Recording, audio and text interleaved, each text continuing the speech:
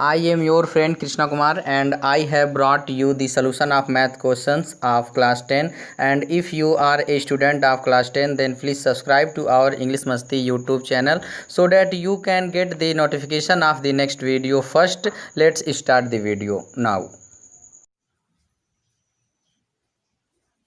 ये एक्सरसाइज 1.1 का चौथा प्रश्न है।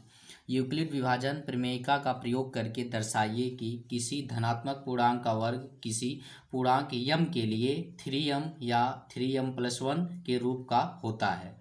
यहाँ संकेत दिया हुआ है, यह मान लीजिए x कोई धनात्मक पूर्णांक है, तब यह 3q, 3q+1 या 3q+2 के रूप में लिखा जा सकता है। इनमें से प्रत्येक का वर्ग कीजिए और दर्शाइए कि इन वर्गों को 3m या 3m+1 के रूप में लिखा जा सकता है। ये आप ध्यान दीजिए, ये यम आप क्यों समझ सकते हैं और यहाँ वर्ग के बारे में बात कर रहा है। तो इसे हम सॉल्व कर रहे हैं। माना यहाँ से हल हो रहा है। माना धनात्मक पूर्णांक a है जहाँ b बराबर यहाँ जो इसके साथ रहता है, तो ये यम को क्यों समझ सकते हैं आप। तो यहाँ कितना दिया है, 3 दिया है, तो b बराबर हो जाएगा 3। अब हमको कंडीशन क्या है, 0 से बड़ा या बराबर होता है r और इससे बड़ा होता है b। तो हमारा जब b का वैल्यू 3 आया है तो शेषफल उससे कम ही रहेगा। तो इसलिए a बराबर हमारा हो जाएगा, को क्या दिया है यहाँ, a बराबर 3q, इसके बाद या 3q+1 या 3q+2 ये दिया हुआ है। अब इसका हम वर्ग कर देंगे दोनों पक्षों में। वर्ग करने पर दोनों पक्षों में वर्ग करेंगे तो ये देखिए क्या हो जाएगा, a² हो जाएगा बराबर ये 3q का स्क्वायर होगा या 3q+1 का स्क्वायर हो जाएगा या 3q+2 का स्क्वायर हो जाएगा। अब इसे सॉल्व करेंगे हम।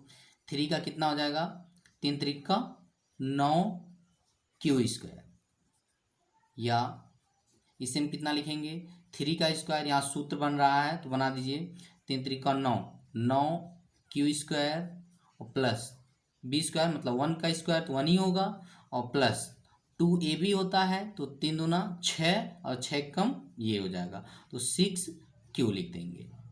या ये इसको सूत्र से ही निकालेंगे तो 3 3 का 9q² हो जाएगा, इसके बाद b² मतलब 2 दूना 4 हो जाएगा और प्लस 2ab होता है तो 3 दूना 6 दूना 12q हो जाएगा। अब इसे यहाँ हम कॉमन ले सकते हैं, यहाँ इसे हम लिख सकते हैं 3 और कोष्टक में 3q का स्क्वायर, क्योंकि तो गुणा करेगा इतना ही हो जाएगा। या इसे हम लिख सकते हैं 3 और कोष्टक में 3q का स्क्वायर प्लस ये 3 कॉमन लिए हैं तो 3 दूना 6, 2q बचेगा और ये +1 यहाँ बचेगा +1।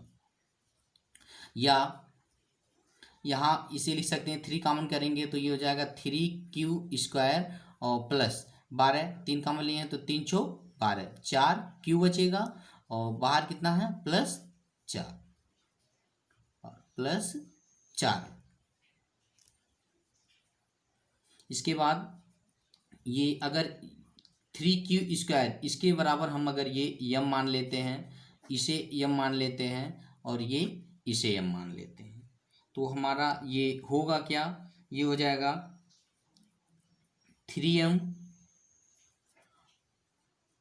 और ये हो जाएगा, या इसे हम लिख सकते हैं 3m+1 या इसे ये m मान लिए हैं तो ये कितना हो जाएगा 3m+4 हो जाएगा।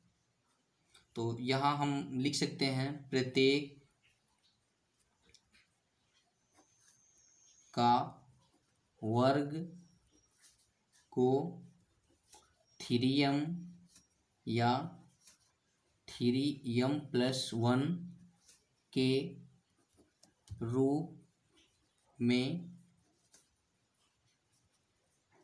लिख सकते हैं। आपको ये सिद्ध करने के लिए इतना ही बोला था, तो ये हमारा सिद्ध हो गया। यहाँ ये ध्यान दीजिएगा, इसे हम यम माने हैं तो ये 3m+1 हो जाएगा। इसे यम माने हैं तो 3m हो जाएगा। इसे यम माने हैं तो 3m+4 हो जाएगा। तो चूंकि ये हमको सिद्ध करना था तो ये हमारा सिद्ध हो गया। पांचवा प्रश्न है, यूक्लिड विभाजन प्रमेयिका का प्रयोग करके दर्शाइए कि किसी धनात्मक पूर्णांक का घन 9m का मान 9m+1 या 9m+8 के रूप का होता है। ये देखिए कैसे हल होता है। हल करेंगे। माना, पूरे क्वेश्चन में आप इसी तरह लगा रहे हैं। माना ए कोई धनात्मक पूर्णांक है जहां b बराबर, अब b यहाँ की b क्या निकलेगा, जो m के साथ है वही b हमारा हो जाएगा। तो b के साथ क्या है, 9 है, तो इसे हम 9 लिख देंगे। 9 हो गया, b का वैल्यू पता चल गया। अब ये यूक्लिड विभाजन के प्रयोग से अब क्या होता है, a बराबर BQ+R होता है, जहाँ 0 से बड़ा या बराबर होता है R या उससे बड़ा होता है B। तो हमारा B का वैल्यू है 9 और शेषफल हमारा इससे कम ही आएगा। तो जब शेषफल बराबर 0 रखते हैं, जब शेषफल 0 रखेंगे तो a बराबर क्या हो जाएगा, ये 9, b की जगह हम क्या लिखेंगे, b का वैल्यू 9 होगा, और ये q है, और प्लस r की जगह क्या लिखेंगे, 0 ले रहे हैं, तो ये बराबर कितना हो गया, इसको जोड़ेंगे तो ये 9q हो जाएगा। अब चूंकि यहाँ इसे घन करने के लिए कहा है तो इसका हम घन करके हम दिखा देंगे। तो AQ बराबर 9Q, इसका घन हो जाएगा। तो इसे हम क्या लिख सकते हैं, 9 त्रिक 27Q होल क्यूब हो जाएगा। और इसे हम लिख सकते हैं 9 को अगर बाहर करें तो 9 और 9 त्रिक 27, तो इसे हम लिख सकते हैं 3Q का होल क्यूब। तो अगर इसे हम ये Q हमारा ये इसे यम मानेंगे तो ये कितना हो जाएगा, बराबर 9m। ये हमारा पहला सिद्ध हो गया 9m। और जब शेषफल